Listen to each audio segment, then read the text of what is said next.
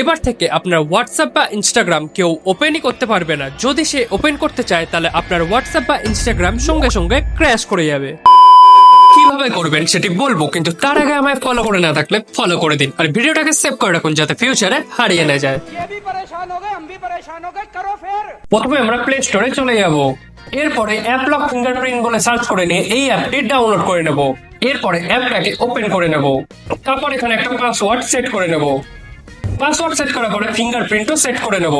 তো এরপরে যখনই আপনাকে হোয়াটসঅ্যাপ ওপেন করবে তাকে এই লেখাটি শো করবে। দেখে মনে হবে যেন হোয়াটসঅ্যাপ আপনার ক্র্যাশ হয়ে গেছে, কিন্তু এই ওকেটাতে যখনই আপনি লং প্রেস করে রাখবেন তারপরে ফিঙ্গারপ্রিন্ট বা পিন দিয়ে হোয়াটসঅ্যাপকে ওপেন করে নিতে পারবেন।